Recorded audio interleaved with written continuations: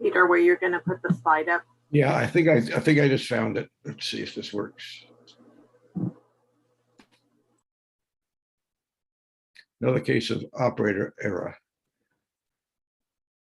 So don't blame my computer.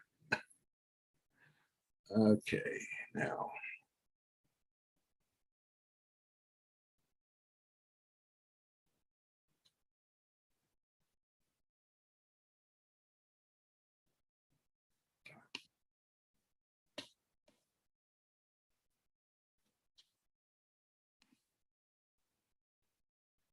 You see it?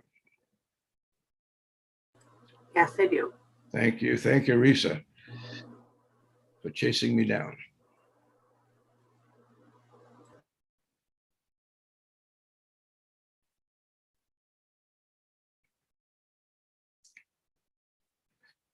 Do you see everything right on to the bottom where it says on First Hill?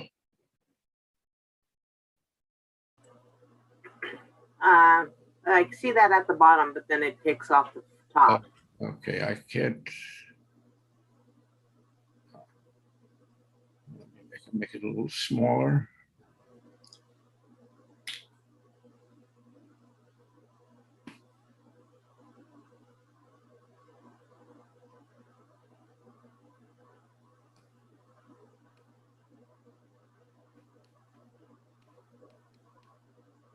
Pull it up just a little bit, Peter, because the first hill is still cut in half. Yeah, well, right now I have something else on my screen. Not this. Oh, Oh, okay. gosh. Oh, gosh. Sorry. Well, thank you for telling me that, but now I can't get it. Okay, here we go. And now, are you still seeing the slide with the title? I do still see the slide, but the low-income housing is kind of cut off the last on the first hill. But Okay. we are now live on HHTV, so we may begin. Welcome. Welcome to this program on low-income housing in the First Hill neighborhood. This program is sponsored by two committees of Horizon House, the Neighborhoods Committee and the Diversity Awareness Committee. So I thank them and their help in this participating in this. And I would like to welcome especially our guests from Bellwether, staff members and residents. It is wonderful to have you participating in this. Your presence is very, very important to this program, and I know it's going to be good. Our residents are very, very interested in learning more about homelessness and low-income housing generally, and now especially that they'll be learning about the presence of wonderful facilities operated by Bellwether right outside our door in the First Hill neighborhood of Seattle. Many of them will have already passed those buildings on their walks without realizing what function they serve and how important they are to our community. So I'm delighted that we're doing this program. It's going to make a big difference in the long run as well as the short run in people's understanding of the problems and how we are coping to deal with them as best we can. And the fact that it'll be a while before we're able to fully develop the infrastructure that we need to take care of the various people who are homeless and with low incomes and need to have affordable housing provided for them. So it is my great pleasure to introduce Susan Boyd, who is the Chief Executive Officer of Bellwether Housing. And Bellwether is the largest provider of low-income housing, affordable housing. We sometimes say housing affordable for low-income people. It's easier to say low-income housing. They mean the same thing. That's throughout this community, the greater King County community. They are the leading provider of affordable housing. Susan is the Chief Executive Officer of Bellwether and has been committed through her entire career to creating affordable, diverse, and vibrant communities. It's a career that included direct social service, policy analysis, and mastering the remarkably complex law of putting together the finances to build low-income housing. Now, prior to Susan's appointment as the CEO, she served as Bellwether's Director of Real Estate Development. And during her tenure there, she tripled the number of housing units Bellwether has in production for that purpose. So you'll hear a little bit from Susan and see on the slides the growth that Bellwether has been able to accomplish, which is making a big, big difference for a lot of people. With those kinds of credentials, it's not surprising that Susan serves on the governor's Affordable Housing Task Force. And we will continue to benefit from her vision and skills for many more years through her service on the Affordable Housing Committee of King County's Growth Management Planning Council, which is given the task of planning the future that will unfold in our communities over the next several decades. Her expertise and advice is invaluable.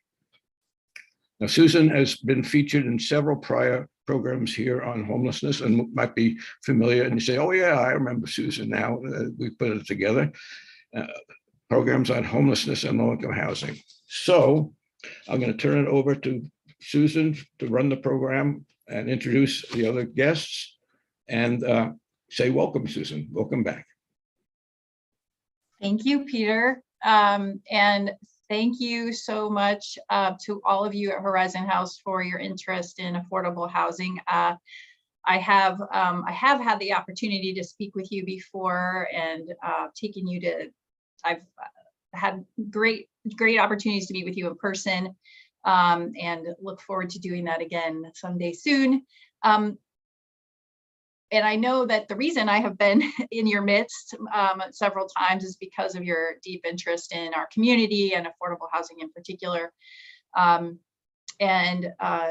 Peter, I know you in particular are very involved in advocacy and in supporting organizations that advocate for good policy and deep investments in affordable housing. And I know the rest of you dabble in that world as well. So thank you for all of that. It's vital.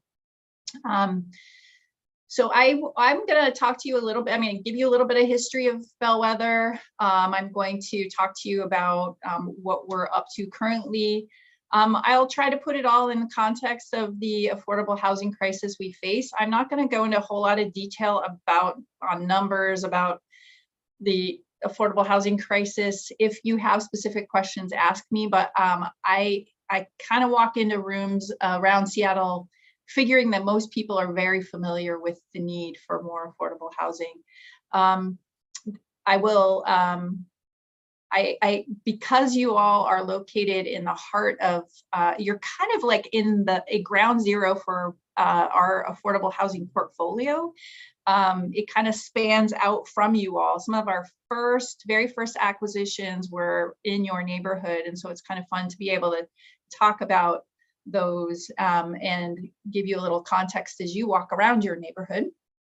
And then we're going to turn it over to Elliot Swanson, who's our Director of Resident Services, who's going to talk about our Resident Services program. And then we're lucky enough to have a couple of our residents here, John and Bonnie. And Alexia is one of our Resident Services coordinators who is making her office available for Bonnie to join us. So thanks to all of you Bellwether folks for joining us. And Amy is there running the slideshow. Amy is our Director of Communications and Development. So a little history about Bellwether. We were formed in 1980. The Downtown Seattle Association saw a need to create housing that was affordable to people who were working in the downtown core at that time. And it was a little bit, there was, if you look into the history of people's opinions about what should happen in downtown Seattle, there was a lot of there were some people who really believed that the core of downtown was for business and business only. It was the highest and best use, should be only commercial uses, and that housing shouldn't exist. And there was another sort of core group of people who believed strongly that a vibrant downtown, a vibrant city core included people who called the downtown home. And fortunately for us, I guess, the folks who believed that downtown should be home to people and be affordable to people who wanted to call it home, won out, and we were created out of the business district, which is a little different than many of our other sort of sister organizations, some of which came out of the faith community, some came out of kind of community-based advocacy organizations. So we're a little bit unique in that way. Today, we've got about 2,600 units, there's our number right there, in operation from Kent all the way up to Northgate, and pretty much along the transit corridor. We have it's pretty diverse set of buildings that we have, and you'll see a sampling of that in a few minutes. Some of our buildings are specifically for seniors and disabled people. Some of them are really focused on families. Some of them have like I said, in the downtown core. Some of them are more are a little bit further out, but deeply connected to transit, so it's easy to get downtown. We have about 20% of the people who move into our buildings come directly out of homelessness, but we also have people who live in our buildings who work in grocery stores and are childcare providers, probably some folks who work at Horizon House, I wouldn't be surprised. Folks who work in the hotels downtown and drive Ubers and Lyfts. So lots of, it's just a real, it's a very diverse set of residents that we serve. We are pretty committed to building high quality housing. We have a mix of older buildings that we acquired and newer buildings that we constructed, and you'll see a sampling of that too. Pretty good, actually pretty good representation of that. And we try to be really deeply involved in the neighborhoods in which we build our housing.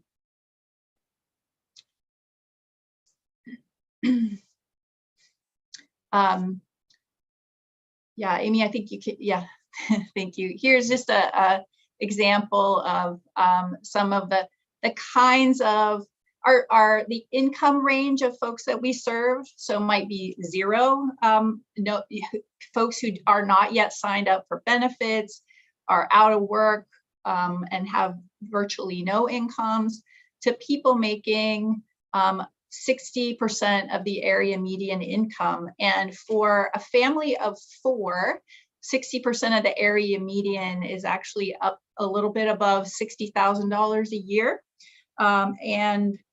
Actually, I think probably by now it's closer to $70,000 a year. For a single person, 60% of the area median income is about $50,000 a year. And right now, those incomes are not enough to afford pretty much any kind of housing in Seattle that is market rate housing. Yeah, no, that's fine, Amy. I can go ahead and start talking about, so the 2,600 units or so that we have includes 36 buildings. And one of my favorites is the Cambridge. And the Cambridge is a building that you all can look out of some of your windows there to the looking north from Horizon House and see from your space there. It sits down right there below, right kind of tucked behind the freeway.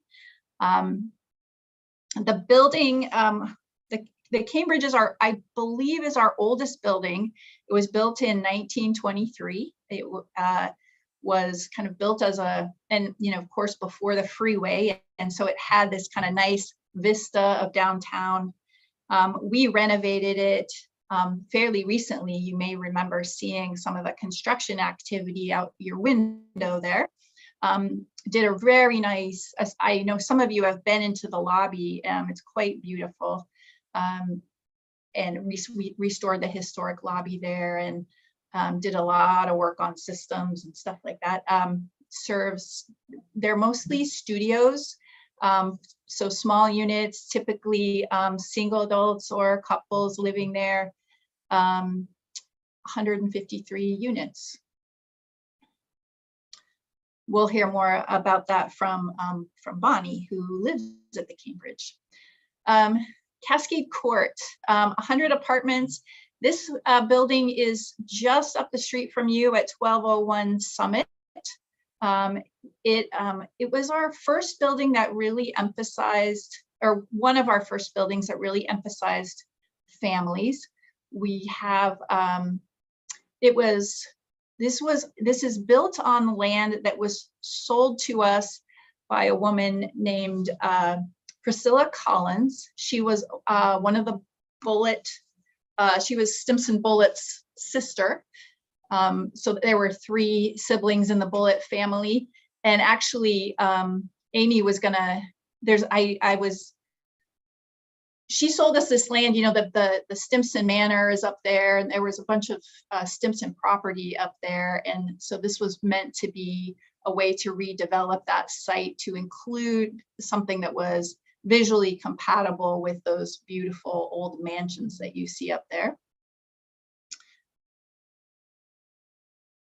We lost our screen share, it looks like. I'm bringing it back up. Sorry, I tried to add that link and it wouldn't let me add the link in. So. Oh, okay. That's okay. Maybe we can do that later. John lives at Cascade Court, so he can tell us a little more about that building.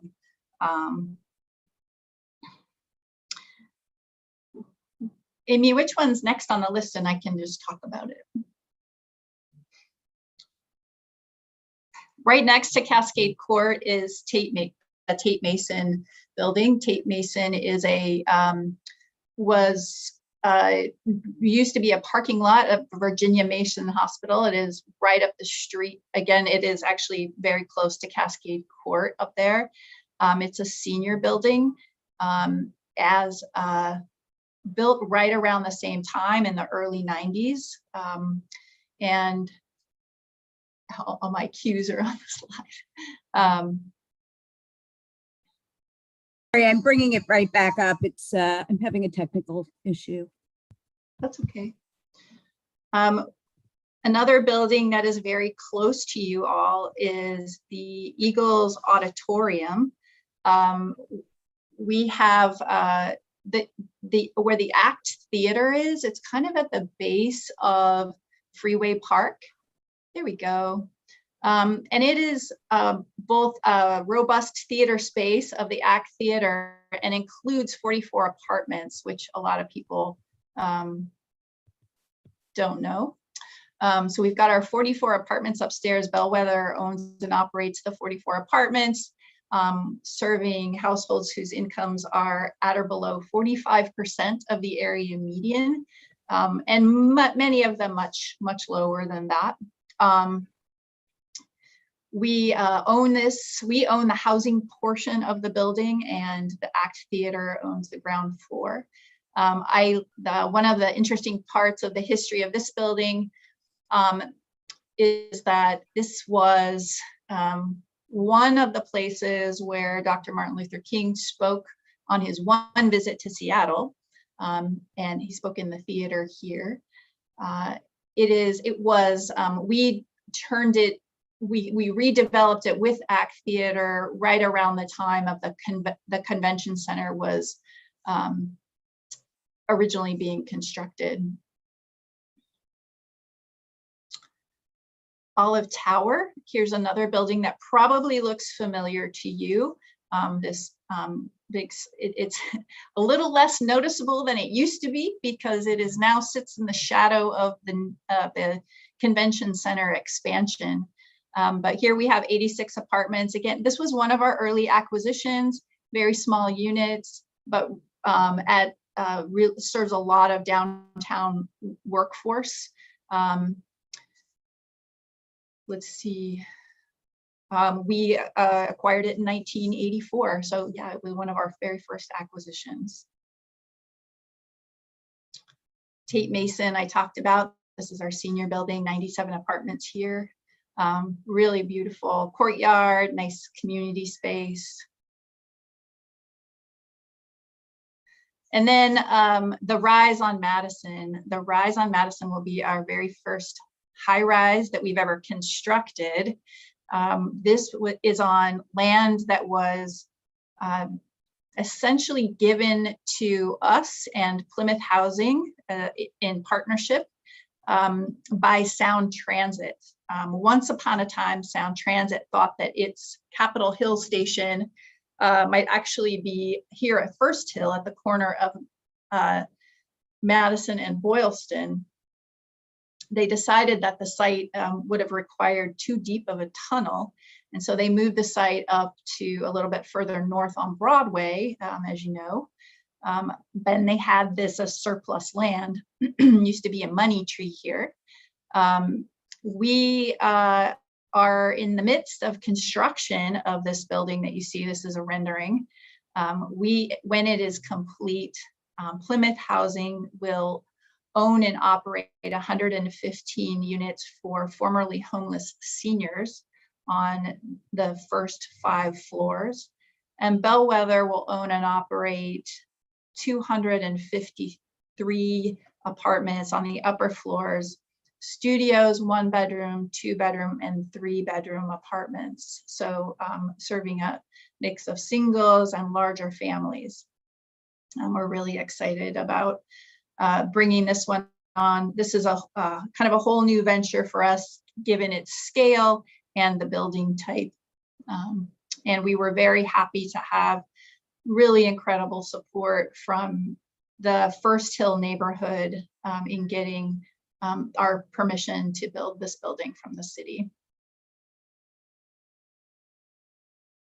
So I will now hand it over to Elliot. I think we're right on time. Elliot, to talk a little bit about our resident services program. Hi, everyone. I'm Elliot Swanson. I'm the Director of Resident Services for Bellwether Housing.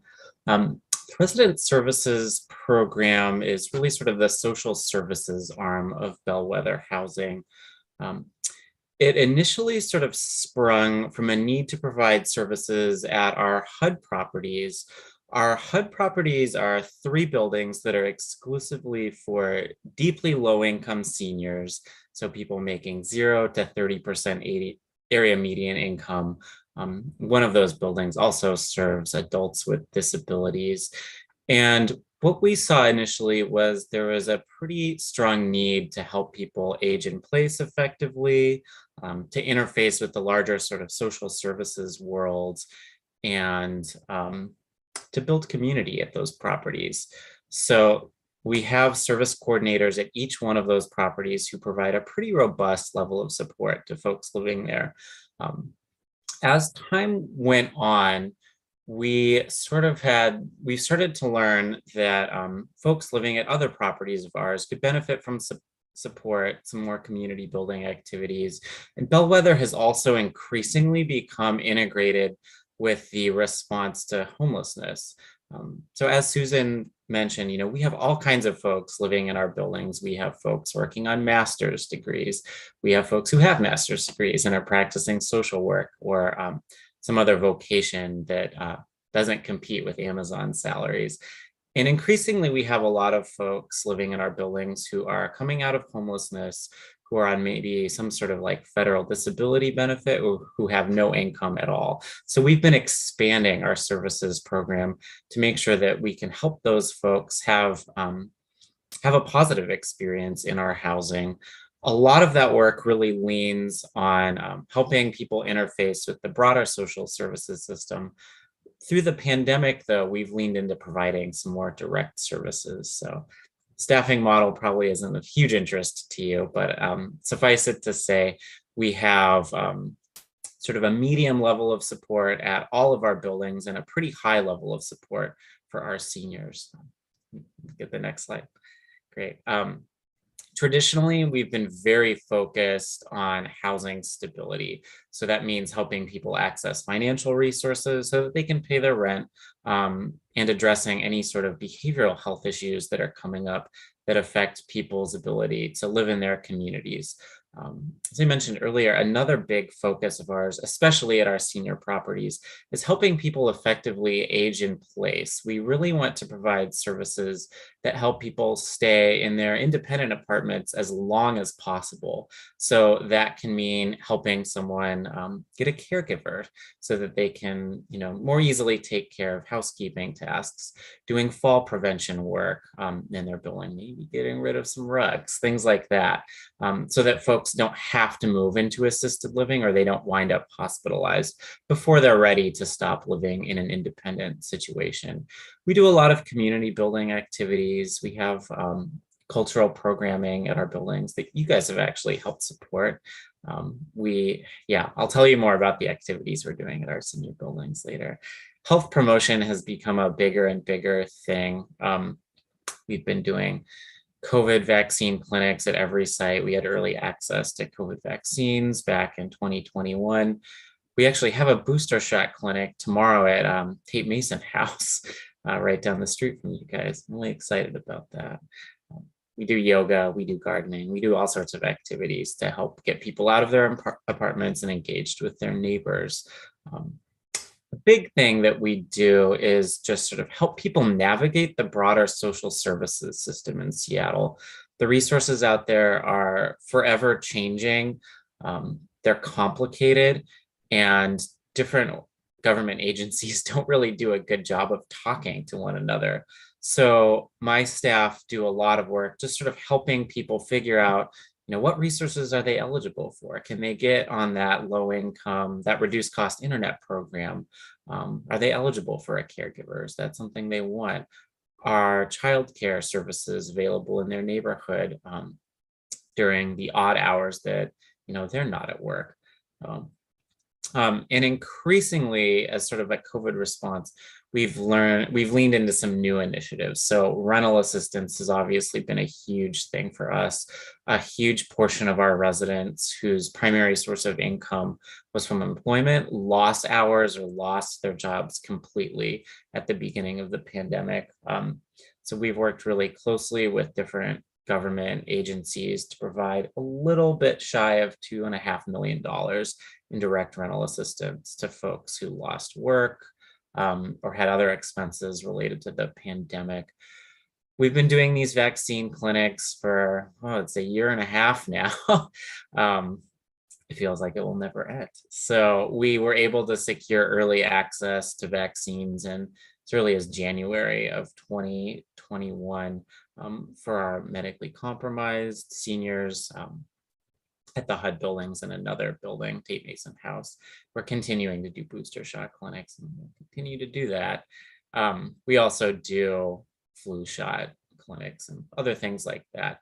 Food security was another area that we really leaned into. A lot of our residents, and especially a lot of our seniors, really rely on public transportation to get the things that they need.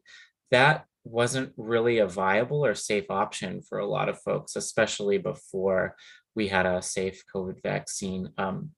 So we worked with a lot of third parties to set up meal delivery, to do grocery delivery services, help people make sure they had the nutritional needs that they need without going and exposing themselves on public transportation. We're really trying to grow our employment supportive services right now too. As I mentioned, a lot of our folks whose primary source of income was employment lost work or lost hours. The economy has changed in a lot of ways too. While you hear, unemployment is very, very low right now. Some jobs just simply didn't come back, and a lot of people are going to require job training, or some encouragement to try working in a field that they're maybe not familiar with. So we actually just onboarded an employment specialist who is going to be specifically focused on helping our residents get new jobs and get vocational training and succeed in those jobs. Technology access, this was another big thing that came out of the pandemic. We quickly realized that a lot of our seniors weren't accessing the internet. Maybe they didn't have internet access themselves or didn't even have a device to access the internet. So we were able to procure tablets for a lot of our seniors at our HUD properties in Tate Mason House and distribute those so they could safely connect with family members or other members of their community online and minimize the risk of isolation as well as exposure to COVID-19. Addressing behavioral issues is something we're also trying to sort of grow our program in. The pandemic has created a lot of stress for folks, frankly. I think across our whole portfolio of housing, we've seen more folks who are isolated, who are experiencing a pretty high level of stress and just distress. So my team is sort of growing our capacity to work with folks who are experiencing behavioral health challenges. Yes, a little more on seniors. Yes, we got tablets for folks so that they can connect. I think I shared a lot of this already, actually, but these are the services that were really specific to seniors. Newest program of all, I'm actually really excited about this. Since folks have been cooped up in their apartments, we recently found out about a new program that will help people get air conditioners in their units. I'm sure you guys experienced the heat wave last year. It's only going to get worse year after year after year. So I'm really excited we're able to bring this benefit to our income qualified seniors and folks living with disabilities so that they can safely stay in their units. We've also sort of been able to build some remote programming, which was new to us. We were very accustomed to doing in-person things in our community spaces.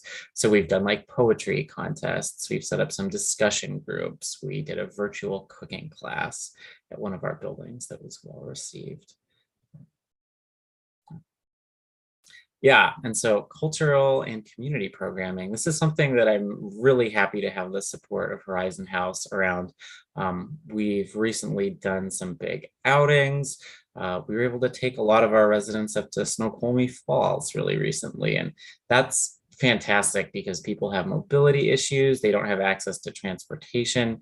Getting people connected to the outdoors and in spaces where they can be with each other safely is really important to us. And we have some upcoming trips to some local institutions you might be familiar with, the Mohai, Kubota Gardens. Yeah, we also do a lot of other community building activities. Our yoga classes, we're starting back up. We're tamping them down a little with the recent COVID surge. Cooking and nutrition has been really popular with our seniors too. We had a partnership with the UW to develop a curriculum specifically for seniors living in our buildings who have pretty limited budgets for food resources. We've set up some walking groups too and other sort of COVID safe activities. Again, though, like a big part of what we're also still doing are informational events for seniors. So we do an annual Medicare open enrollment presentation with some folks from the state. We provide end of life planning presentations, which are done by a third party. And we do Social Security benefit reviews with folks pretty regularly. This was a trip you guys supported, and I just wanted to share this quote from Lynn here. She's the lovely lady on the right. She writes, "It's like you read my mind. It was on my bucket list to make it back to the mountains, and I had no idea how I was going to make it happen. You don't know how much it means to me to be able to do something I didn't think I'd ever be able to do again." So thank you for your support of these cultural outings. It really means a lot to people. And it's not always feasible for us to, pull a couple $100s to get transportation. Transportation is expensive these days. To get folks out of their apartments, it helps us reduce isolation. It helps people connect with one another, and just provides a much more meaningful experience for folks in our housing. What else? Do I have here? Yeah. I must be candid. We still have challenges. These are sort of specific to our older population, but we do have a lot of residents who remain pretty isolated. This is again another vestige of COVID, but there's still quite a few folks who we struggle to connect with and who have pretty limited connections with friends and family. And this is something that's always kind of top of our mind. We'll do like phone check-ins with people who are interested, but there's folks that we're still trying to find new ways to engage with. We'll always be trying to find new ways to engage with folks. We do have a lot of older adults who are still working, which is fantastic. Unfortunately, a lot of folks are still struggling to return to work. Specifically at Tate Mason House, that's a challenge that some folks have. So again, we're trying to sort of ramp up those services a little bit more, help people get back into the workplace if they're interested in working. Technology troubleshooting is just a constant challenge. My team could spend, most of their day helping folks set up email accounts, set up online banking, and sort of navigate the ever-changing world of technology. So yeah, that's just a constant challenge of ours. Another big challenge, this is something that we run into with some frequency. A lot of folks who are eligible for services and would benefit from them don't want to take advantage of those services, which I totally get. I don't necessarily want someone in my house helping. Well, I would love someone to come to my house and help with cleaning and cooking, but I'm not eligible for that. But we have a lot of folks who are very reluctant to take advantage of services that they are eligible for. The approach that we like to take is like, look, you paid taxes your whole life. You've paid for these services. And also, if you take advantage of some services now while you're living in independent housing, you're not going to need to go to that assisted living facility in 2 years. You're going to be able to stay in your apartment with a little bit of help right now. And, you're actually going to be more independent for a longer period of time if you engage. So some people get that. Others have a lot of pride, and we respect that as well. You don't have to get services if you don't need to. Housekeeping is also a persistent challenge of ours, especially post-pandemic.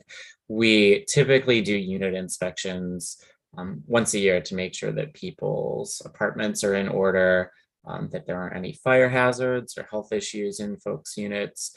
And we paused all of that during the pandemic. We weren't just going to go into people's units, left and right. Now they're resuming, and we're seeing there's, some folks who are going to need a little bit more help getting their units into a place where they can be safe and healthy.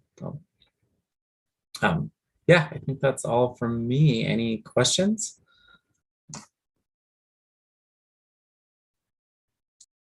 I would suggest Elliot move on to the residents and hear their stories.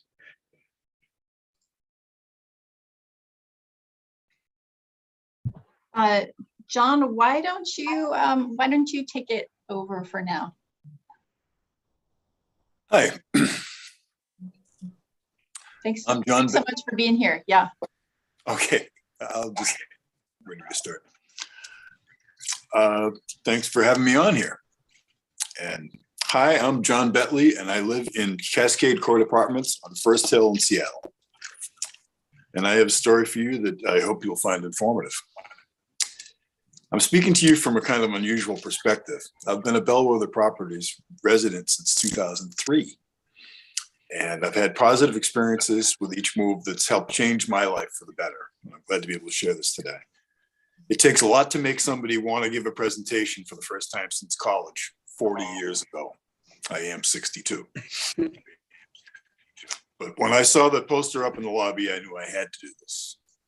Because it's one of those, if not now, when, if not who, me. And here I am. It takes a lot to make somebody want to do this, but I'm glad to be able to do it.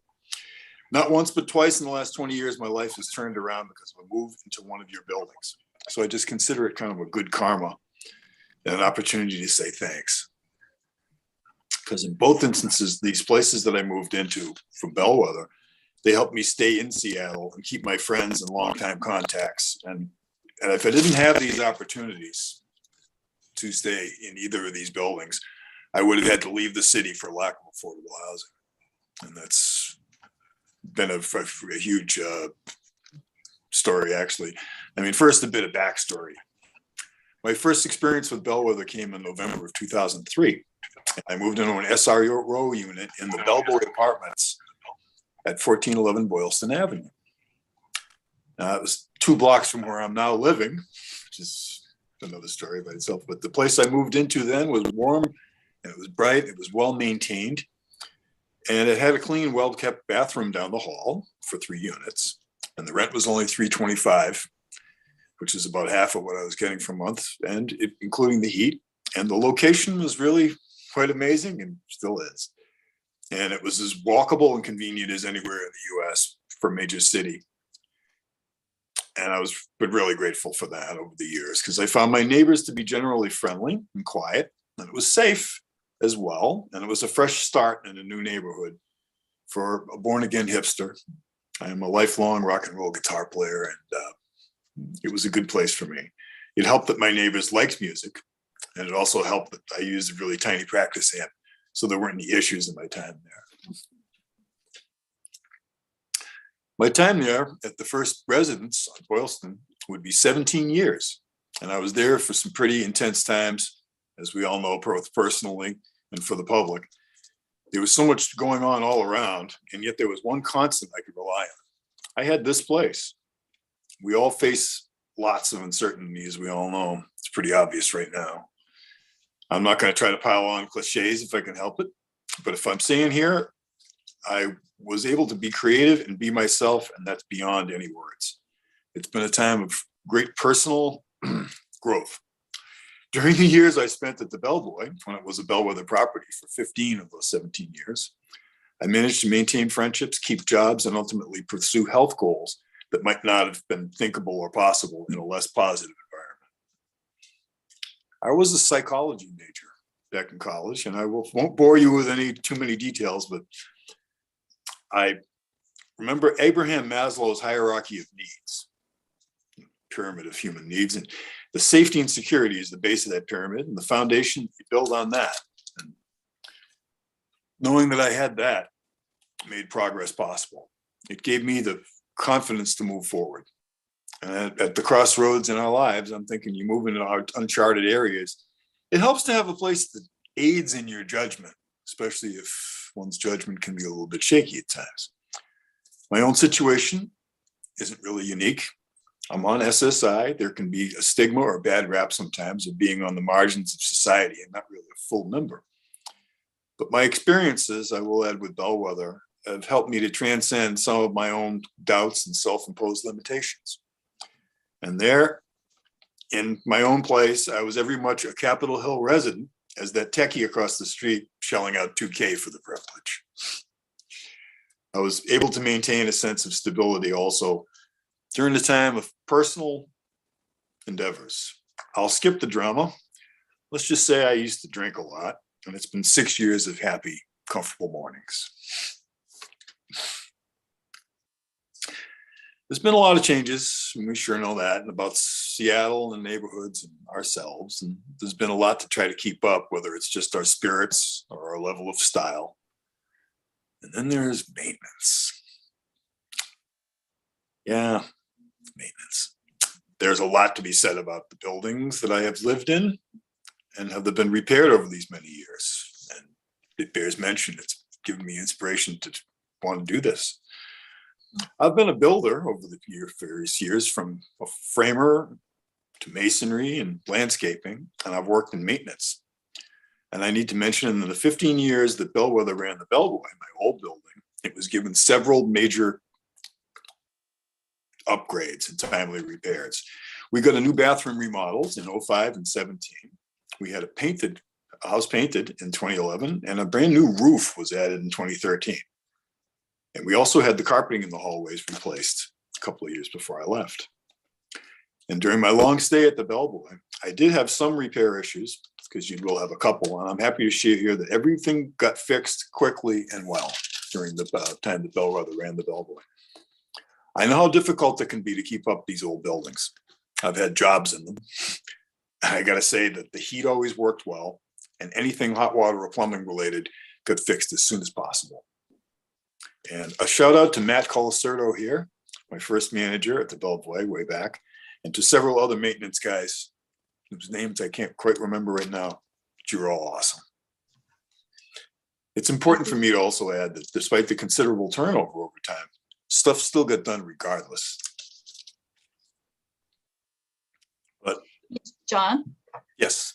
I know that the folks at Horizon House have another thing they need to do at 1 o'clock. So I just want to, I'm giving you a time flag so that we can have some time for Bonnie to. Oh, sure. Oh, no problem. Well, Yeah. I will actually cut to the last page and and say I'd like to really, really, really thank Kaya, the building manager at Cascade Court. And she was also a wonderful building manager. I also have to add during the time that I spent at the Bellboy. And my time here has been very, very positive. And I appreciate you giving me the chance to tell this story. John, thank you so much. I love You're welcome. hearing this shout out for the maintenance team and for Kaya. She's amazing. So I really appreciate that. It has made a difference. And like I said, you inspired me to want to volunteer to do this for you. So thanks a lot for having That's me great. I will take that back to the teams. Bonnie, it's time to hear from you.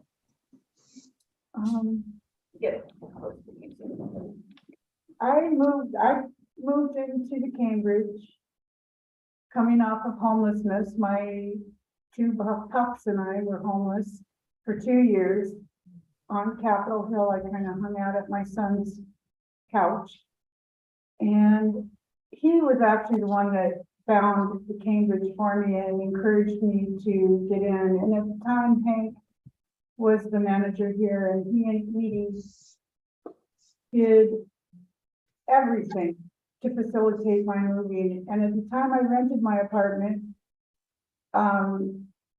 it wasn't finished. Raytheon was still working on the remodeling of this building.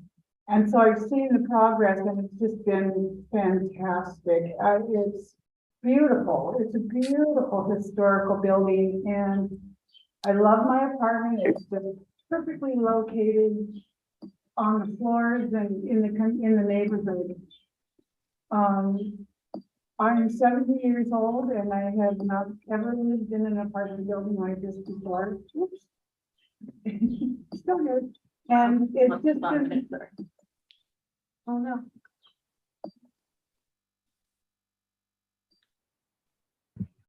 Oh, not too long. Okay.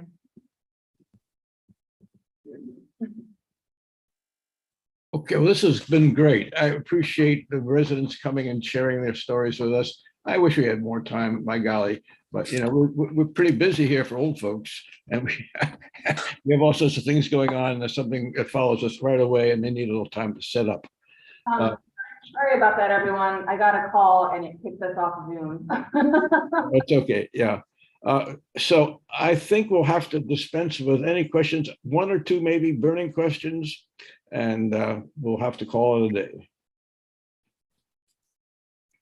Raise your hand, or any of our panelists who are residents. Mary Margaret has a question. I have not heard a lot about school-age children. Is that because Bellwether specializes in over 21, or have they just not been mentioned? And how are they served, if they are? Well, Mary Margaret, I will tell you that I think one of the, actually at Cascade Court, we have quite a few families.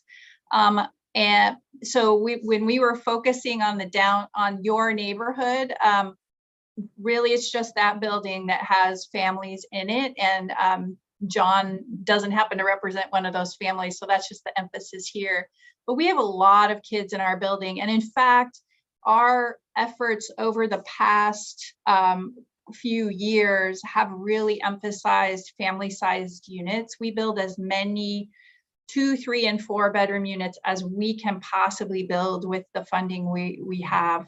It is more expensive to do those units, but we do as many as we can. Up to half of the units in some of our new buildings are family-sized units. Elliot can talk to you a little bit about the kinds of, we have close working relationships with the school district. We bring in folks from the libraries to do programming for kids. We've recently had an effort to get as many kids as possible into swim lessons. Elliot, are there other things you want to highlight quickly? Yeah, that's an area like I'd really like to grow the program in, especially with after school education.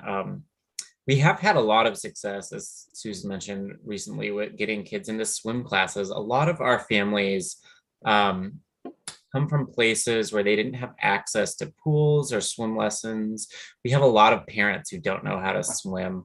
I guess I'll share, we experienced a tragedy, or one of our younger residents died last year. And so as sort of a consequence of that, we have been trying to get as many kids as possible into swim lessons, make sure kids know how to be safe around water. And that's been going well. During COVID, we had, there was a lot of, we worked really hard to make sure kids were still connected with their schools. And parents were getting the resources they needed to support their kids during at-home education. So we do have kids programming at many of our buildings. I think Elliot was focused on some of our senior buildings as we were talking today. Schools, can you mention a couple schools they attend? Are they bused? All over the city. We have kids in probably, I don't know, just about every school, maybe possibly with the exception of West Seattle. But we have kids all over in most of the public schools throughout the city. There's a question on our on the question board. What are your staffing challenges? I would say our staffing challenges right now, the market is very good for job seekers. And so our staffing challenges are making sure we're able to compete with the market for salaries for folks who have, our accountants, our maintenance staff, our property managers can work as well for a nonprofit as they can for a for-profit and potentially make more money. And so we have to be very careful about keeping up there.